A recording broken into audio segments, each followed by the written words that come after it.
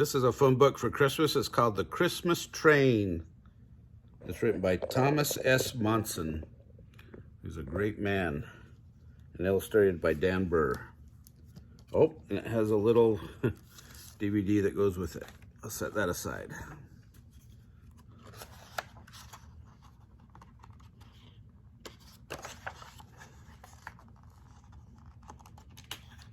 The Christmas Train is a true story, so listen closely.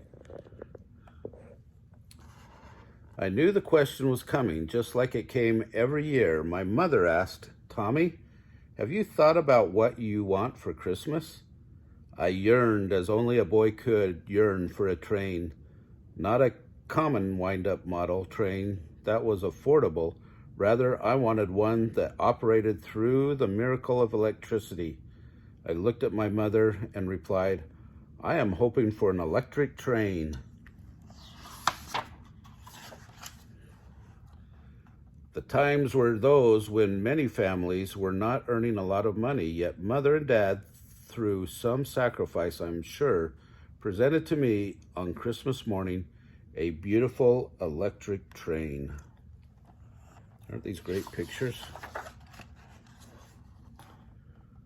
For hours, I operated the transformer, watching the engine first pull its cars forward, then push them backward around the track. My new train went round and round with endless energy, and I never had to wind it up.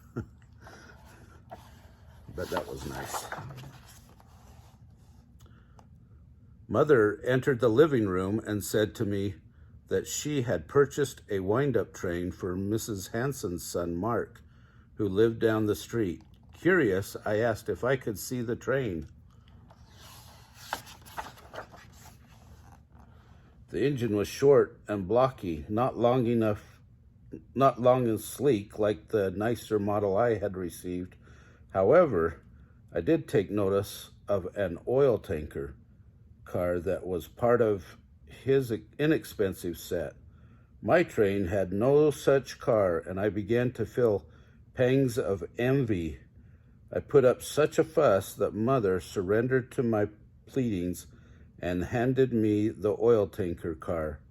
She said, "If you need it more than Mark, you take it."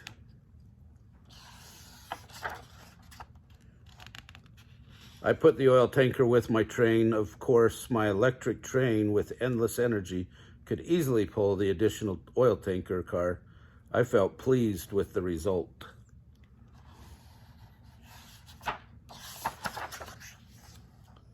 Soon afterward, my mother invited me to accompany her to the Hanson home.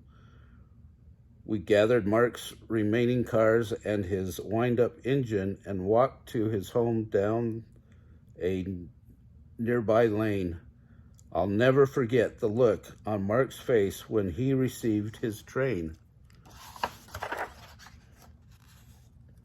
Mark was a year or two older than I.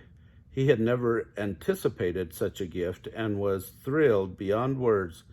He wound the key in his engine and was overjoyed at the engine and its cars, plus a caboose went around the track.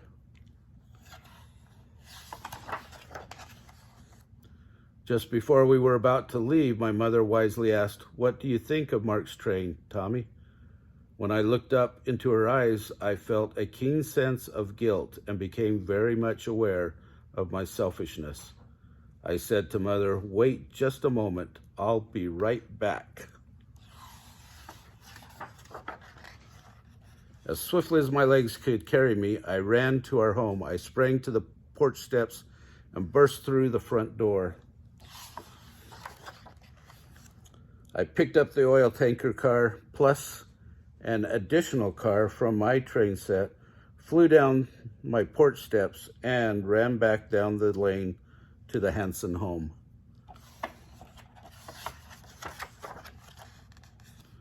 I joyfully said to Mark, "We forgot to bring 2 cars that belong to your train. I don't know who was happier, Mark or my mother. What do I know is that the day when I felt in my heart that giving had replaced getting.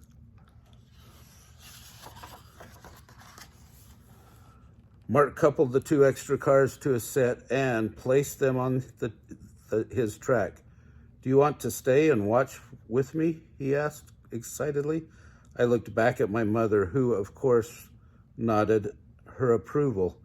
I couldn't help but smile and say, "Sure." I watched the wind-up engine make its labored way around the track and saw Mark's face beaming. I felt supreme joy, difficult to describe and impossible to forget. The spirit of Christmas had filled my soul.